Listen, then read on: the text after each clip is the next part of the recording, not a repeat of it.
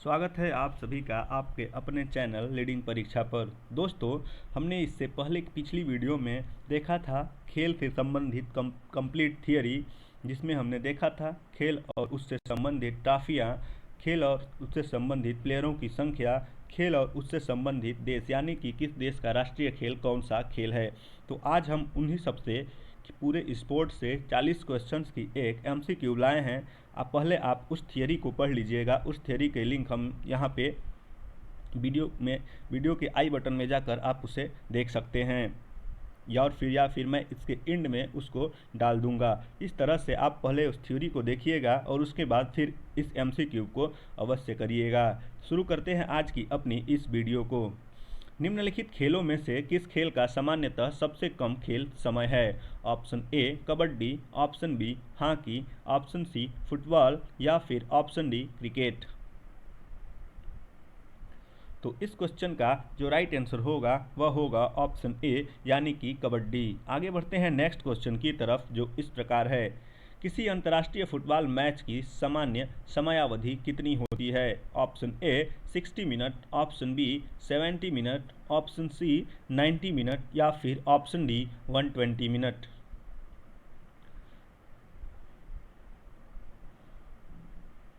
तो दोस्तों, इस क्वेश्चन का राइट आंसर होगा ऑप्शन सी, यानी कि 90 मिनट। आगे बढ़ते हैं नेक्स्ट क्वेश्चन की तरफ, जो इस प्रकार है। किसी अंतर्राष्ट्रीय हॉकी मैच की सामान्य समयावधि कितनी होती है? Option A 60 minute, option B 70 minute, option C 80 minute, option D 90 minute. दोस्तों, कुछ चीज़ें थ्योरी में छूट गई होंगी, तो यहाँ पे आप वो कवर कर लेंगे, क्योंकि यहाँ पे हमने एक साथ समय वाला टॉपिक को रखने का प्रयास किया है। तो इस क्वेश्चन का जो राइट आंसर होगा वह होगा ऑप्शन ए, यानी कि 60 मिनट। आगे बढ़ते हैं नेक्स्ट क्वेश्चन की तरफ, जो इस प्रकार है। मुक्केबाजी की प्रतिस्पर्धा में कितने कितने मिनट के 3 राउंड होते हैं? ऑप्शन ए 2-2 मिनट के, ऑप्शन बी 3-3 मिनट के, ऑप्शन सी 4-4 मिनट के, ऑप्शन डी 5-5 मिनट के। तो इस क्वेश्चन का जो राइट आंसर होगा वह होगा ऑप्शन बी, यानी कि 3-3 मिनट के। आगे बढ़ते हैं नेक्स्ट क्वेश्चन की तरफ, जो इस प्रकार है। कबड्डी की पुरुष स्पर्धा में कितने मिनट का एक हाफ होता है? Option A 15 minute, option B 20 minute, option C 25 minute, या फिर ऑप्शन डी 30 मिनट। तो इस क्वेश्चन का जो राइट आंसर होगा वह होगा ऑप्शन बी, यानी कि 20 मिनट। आगे बढ़ते हैं नेक्स्ट क्वेश्चन की तरफ, जो इस प्रकार है।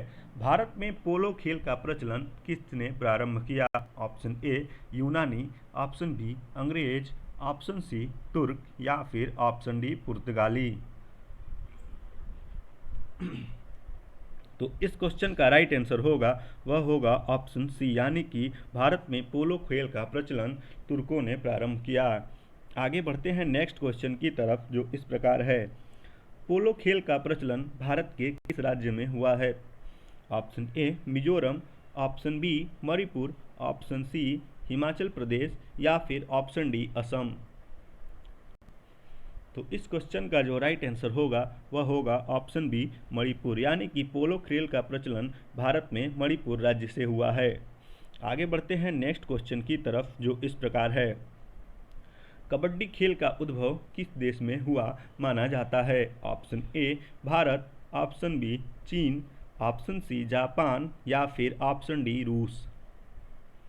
तो इस क्वेश्चन का जो राइट आंसर होगा वह होगा ऑप्शन ए, यानी कि भारत। आगे बढ़ते हैं नेक्स्ट क्वेश्चन की तरफ, जो इस प्रकार है। शतरंज का जन्मदाता देश किसे कहा जाता है? ऑप्शन ए रूस, option B Bharat, option C संयुक्त राज्य अमेरिका, या फिर ऑप्शन डी इंग्लैंड। तो इस क्वेश्चन का जो राइट आंसर होगा वह होगा भारत, यानी कि शतरंज का जन्मदाता देश वह देश है अपना देश प्यारा भारत। इसलिए आप लोग कमेंट बॉक्स में एक बार जय हिंद जरूर लिखें। आगे बढ़ते हैं नेक्स्ट क्वेश्चन की तरफ, जो इस प्रकार है। क्रिकेट खेल की शुरुआत किस देश में हुई है? Option A England, option B Australia, option C Bharat, या फिर ऑप्शन डी वेस्ट इंडीज। तो इस क्वेश्चन का जो राइट आंसर होगा वह होगा ऑप्शन ए, यानी कि क्रिकेट खेल की शुरुआत इंग्लैंड से हुई है। आगे बढ़ते हैं नेक्स्ट क्वेश्चन की तरफ, जो इस प्रकार है। निम्नलिखित में से किस खेल का उद्भव भारत में नहीं हुआ माना जाता है? ऑप्शन ए शतरंज, ऑप्शन बी पोलो, ऑप्शन सी कबड्डी या फिर ऑप्शन डी बिलियर्ड। इस क्वेश्चन का राइट आंसर तो होगा ऑप्शन डी बिलियर्ड्स। लेकिन यहाँ से एक चीज़ आप ध्यान रख सकते हैं कि भारत में इन 3 खेलों का उद्भव माना जाता है। वह कौन से खेल हैं? तो वह है शतरंज, पोलो और कबड्डी। आगे बढ़ते हैं नेक्स्ट क्वेश्चन की तरफ, जो इस प्रकार है। निम्नलिखित में से किस खेल का उद्भव इंग्लैंड में नहीं हुआ माना जाता है? Option A lawn tennis, option B hockey, option C football या फिर ऑप्शन डी वॉलीबॉल। तो इस क्वेश्चन का राइट आंसर होगा ऑप्शन डी यानी कि वॉलीबॉल। आगे बढ़ते हैं नेक्स्ट क्वेश्चन की तरफ, जो इस प्रकार है। खेल और उनके जन्मदाता देश का सही युग्म है। Option A squash Bharat, option B billiards England, option C polo Bharat, option D lawn tennis Australia. Squash का भारत में हमने तो पढ़ा नहीं है, बिलियर्ड तभी पढ़ा कि इंग्लैंड में नहीं हुआ है, लॉन टेनिस ऑस्ट्रेलिया में नहीं हुआ है। तो इसमें जो पोलो है यही सही है, क्योंकि पोलो, कबड्डी और शतरंज भारत के ही देन हैं। आगे बढ़ते हैं नेक्स्ट क्वेश्चन की तरफ, जो इस प्रकार है। खेल और उनके जन्मदाता देश का गलत युग्म है। Option A billiards France, option B kabaddi Bharat, option C शतरंज और रसिया, ऑप्शन डी स्कूनर और भारत।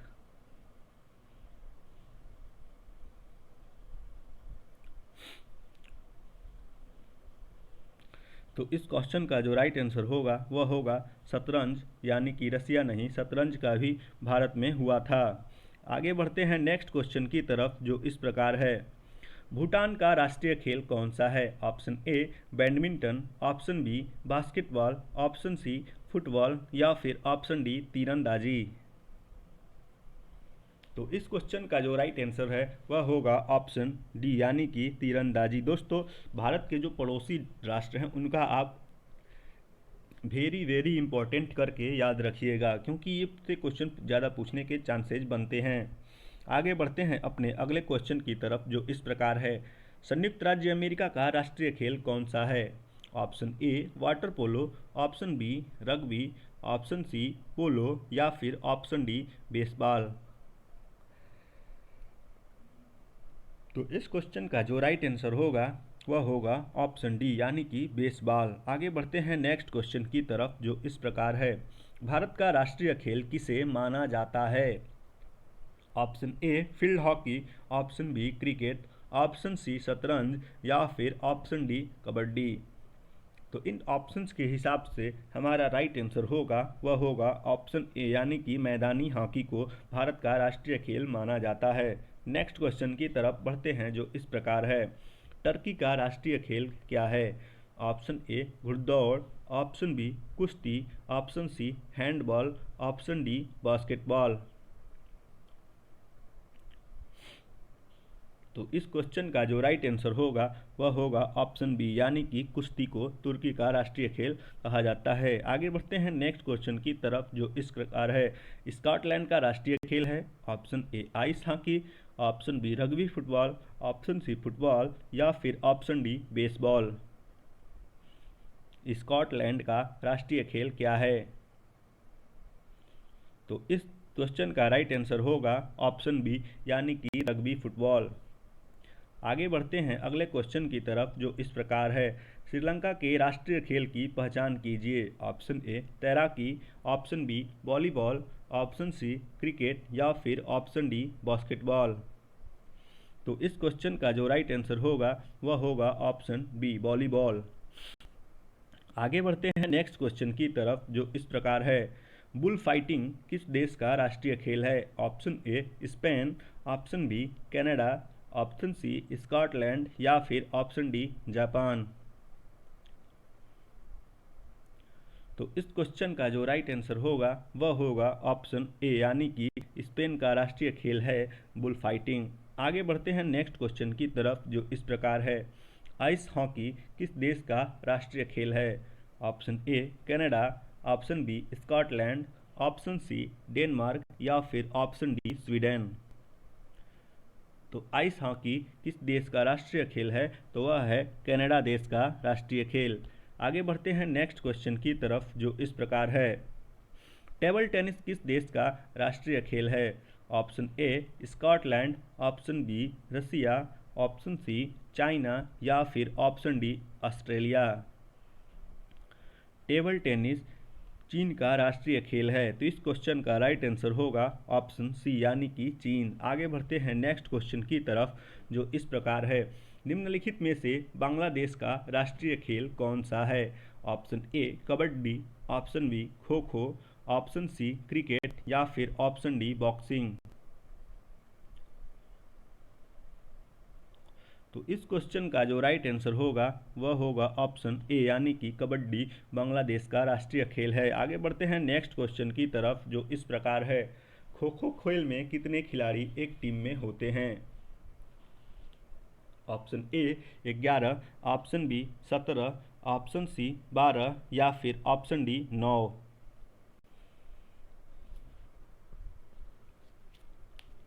तो इस क्वेश्चन का राइट आंसर होगा ऑप्शन डी यानी कि खो खो में 9 प्लेयर एक टीम में होते हैं। आगे बढ़ते हैं नेक्स्ट क्वेश्चन की तरफ, जो इस प्रकार है। वाटर पोलो में एक पक्ष में खिलाड़ियों की संख्या कितनी होती है? Option A 5, option B 6, option C 7 या फिर ऑप्शन डी 8। तो इस क्वेश्चन का जो राइट आंसर होगा वह होगा ऑप्शन सी यानी कि 7। नेक्स्ट क्वेश्चन की तरफ बढ़ते हैं, जो इस प्रकार है। एक पोलो टीम में कितने खिलाड़ी होते हैं? Option A 4, option B 7, option C 8 या फिर ऑप्शन डी 6।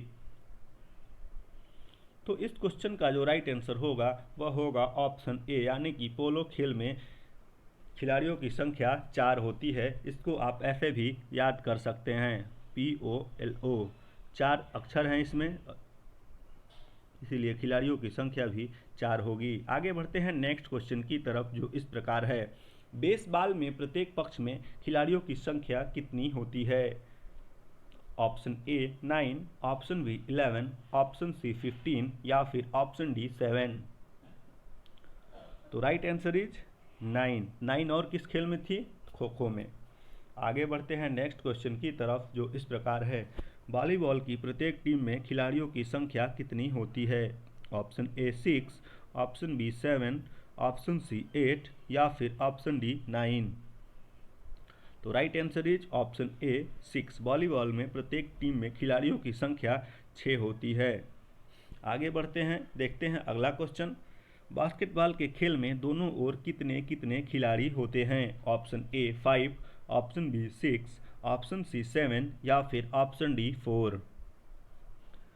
तो बास्केटबॉल के खेल में दोनों ओर खिलाड़ियों की संख्या 5-5 की होती है, इसलिए इस क्वेश्चन का राइट आंसर ऑप्शन ए हो जाएगा। आगे बढ़ते हैं नेक्स्ट क्वेश्चन की तरफ, जो इस प्रकार है। कितने खिलाड़ी एक टीम में मैदान पर क्रमशः खो खो, कबड्डी, वॉलीबॉल और बास्केटबॉल में खेलते हैं? तो देखते हैं, आइए। पहले खो खो में कितना होते हैं? तो खो खो में होते हैं 9 प्लेयर। 9 किस में है सबसे पहले? तो यही हमारा राइट आंसर तो मिल गया, लेकिन एक बार और देख लेते हैं।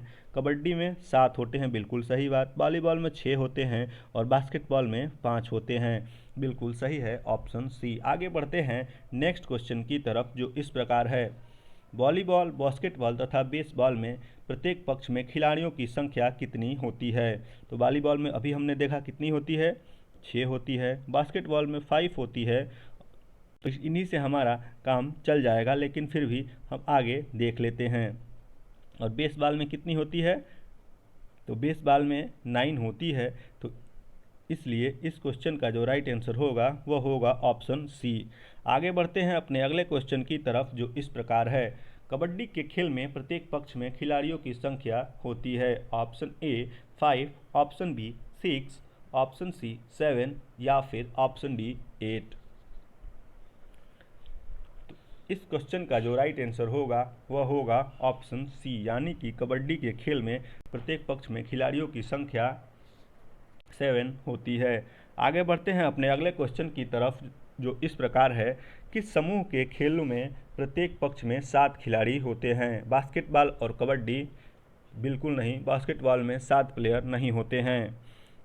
तो यहाँ से ये ऑप्शन तो हमारा चला गया। बेसबॉल और वाटर पोलो, इसमें भी नहीं होते हैं। साथ ही हमसे पूछा है तो खो खो में तो 9 होते हैं, कबड्डी में 7 होते हैं और वाटर पोलो में भी 7 होते हैं। तो इस क्वेश्चन का जो राइट आंसर होगा वह होगा ऑप्शन सी। आगे बढ़ते हैं नेक्स्ट क्वेश्चन की तरफ, जो इस प्रकार है, निम्नलिखित में से किस खेल की प्रत्येक पक्ष में 11 खिलाड़ी नहीं होते हैं? ऑप्शन ए क्रिकेट, बिल्कुल नहीं, क्रिकेट में 11 होते हैं। खो खो, हॉकी में भी 11 होते हैं और फुटबॉल में भी 11 होते हैं। 3 जो ये पॉपुलर खेल हैं इनमें 11 प्लेयर होते हैं, ध्यान रखिएगा। खो खो में 9 प्लेयर होते हैं। आगे बढ़ते हैं नेक्स्ट क्वेश्चन की तरफ, जो इस प्रकार है, किस ग्रुप के खेलों में प्रत्येक पक्ष में खिलाड़ियों की संख्या समान होती है? ऑप्शन ए पोलो एवं water polo, option B basketball एवं वॉलीबॉल, ऑप्शन सी बेसबॉल एवं kho kho, option D football एवं रग्बी। किस ग्रुप के खेलों में प्रत्येक पक्ष में खिलाड़ियों की संख्या समान होती है? अच्छा, तो देखते हैं एक एक करके। पोलो और वाटर पोलो, बिल्कुल नहीं, क्योंकि वाटर पोलो में 9 हो जाती है, वाटर पोलो में 7 हो जाती है और पोलो में 4 हो जाती है, तो इन दोनों में समान तो है नहीं।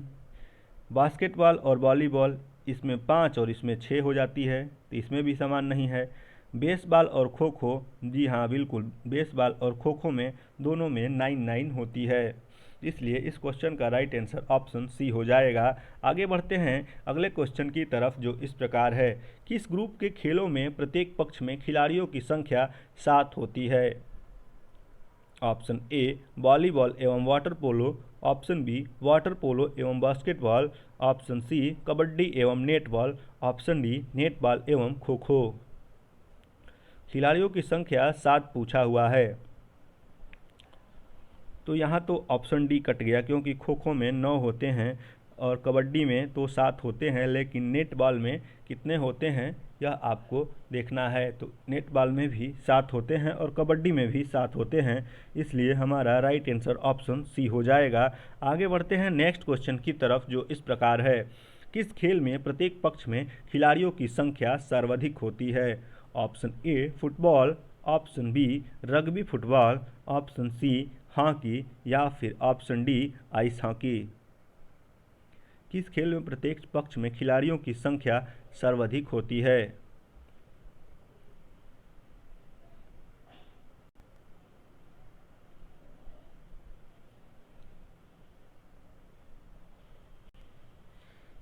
तो इस क्वेश्चन का जो राइट आंसर होगा वह होगा ऑप्शन बी, यानी कि रग्बी फुटबॉल में खिलाड़ियों की संख्या सर्वाधिक होती है और वह होती है 15।